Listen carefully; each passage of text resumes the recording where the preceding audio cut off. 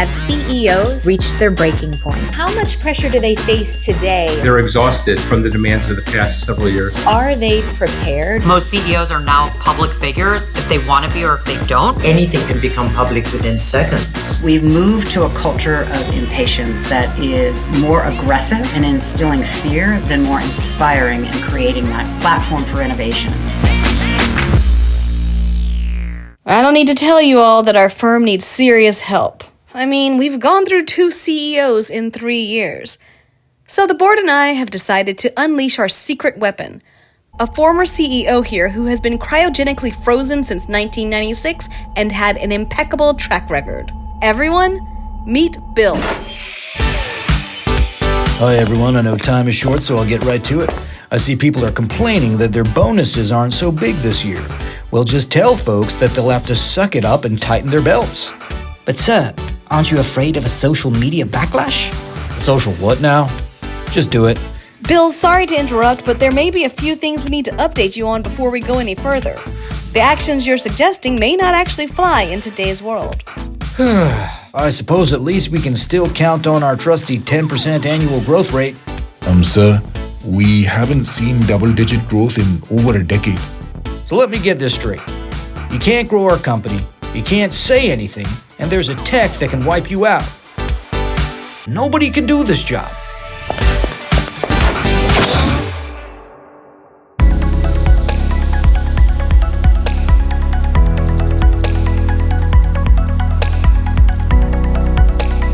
Hi, I'm Jill Wiltfong, Chief Marketing Officer for Korn Ferry, and this is Briefings, our deep dive into topics that corporate leaders need to care about. Today we have a special report for you. CEOs are, of course, hired to handle tough challenges and paid quite well for that. But imagine the crazy challenges today, all coming together at once. There's a once-in-a-generation technology that can wipe out your business, AI, a record number of activist campaigns, employees tweeting every slip-up you make on social media, and we haven't even mentioned 2 wars going on and a wildly changing stock market. Little wonder we're seeing record turnover in a role that used to be so stable. At Korn Ferry, we were surprised just a few months ago when our own survey found that 71% of CEOs had imposter syndrome. So today we've assembled a special panel of experts. You don't want to miss this as we explore the question, have CEOs reached their breaking point?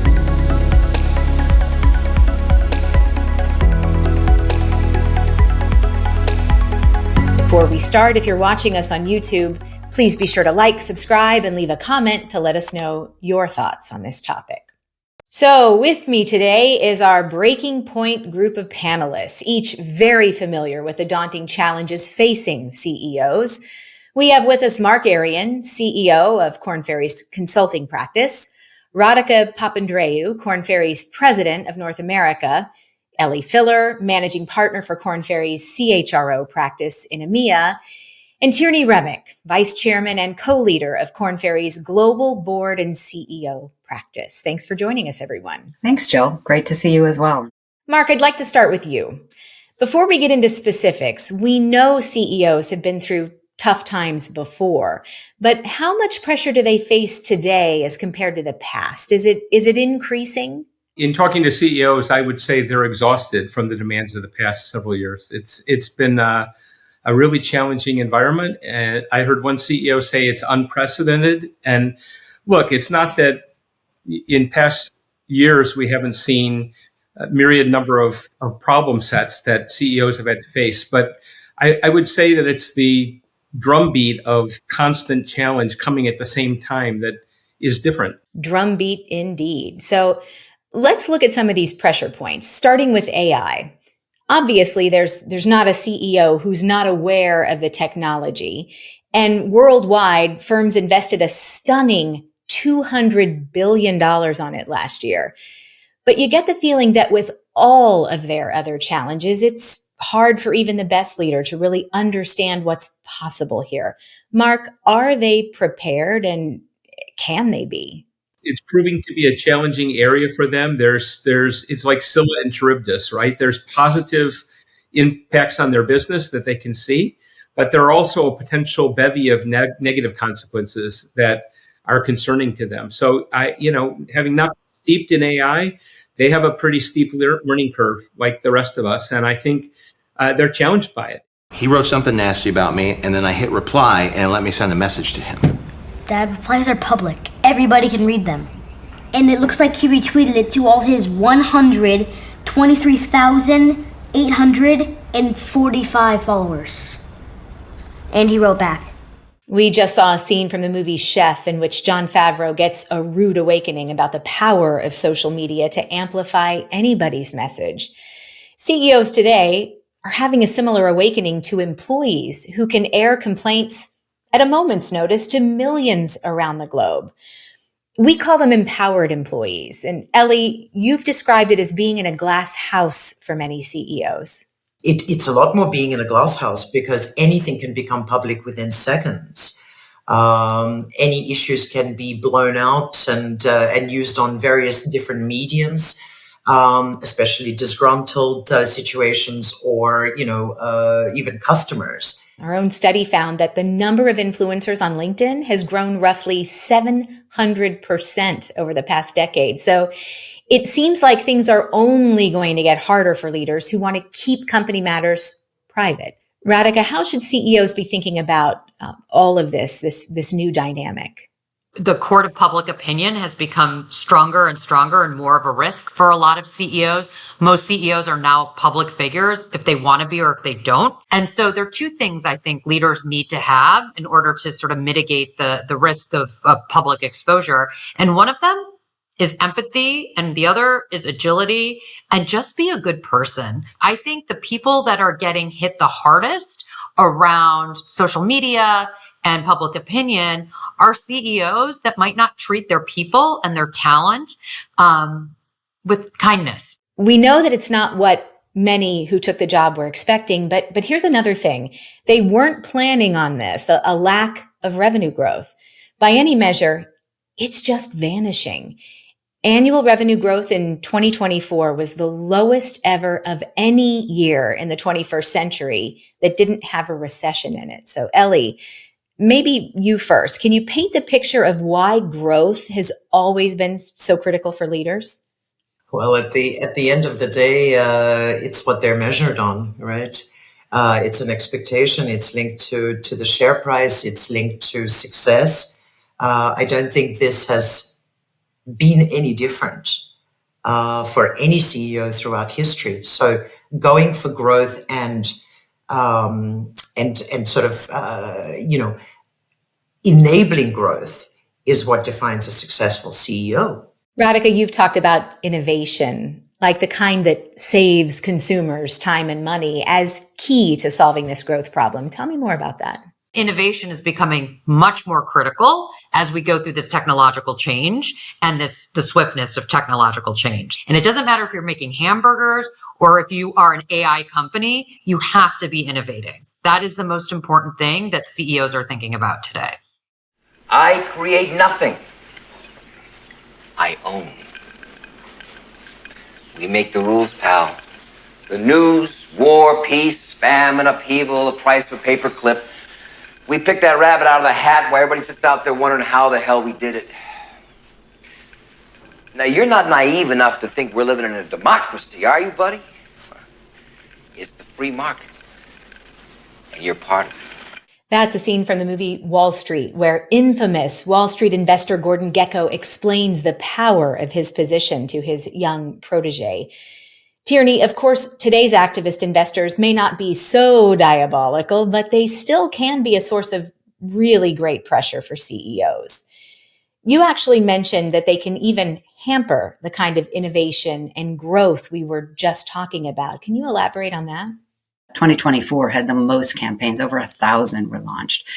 And I think it's that they typically are very much motivated for short-term financial gain, which can be a pressure point that directly conflicts with long-term value creation for shareholders.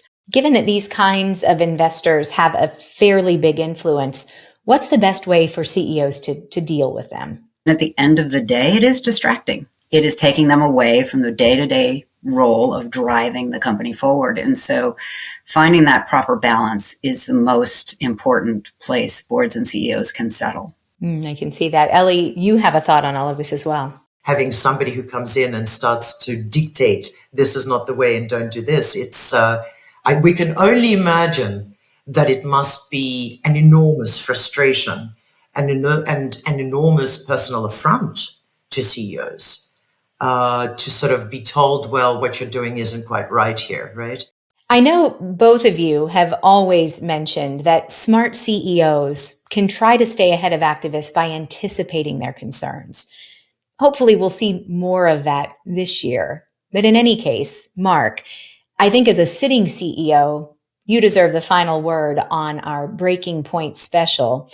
The world isn't going to get any easier for the person in the corner office. How do you think they should best approach all of these daunting tasks? I go back to my training. First of all, be humble, recognize the magnitude of the change in the context, think integratively, be inclusive in decision making. Don't be afraid to be a voice to customers, the social media employees, investors about the organization's purpose and the value you create. I mean, there's some basic fundamental tenets. And yes, communicate process where I don't have all the facts. Very nice. Thanks to all of you for being a part of the special report. I hope any struggling leaders out there can take heart knowing they're definitely not alone and that there is ultimately a way forward through these high pressure times. Thanks for tuning in for our special report. Be sure to see our special issue of Briefings magazine on this, as well as a host of articles we're putting out around breaking points. Up next, be sure to stick around for This Week in Leadership for a brief recap of the big news in business.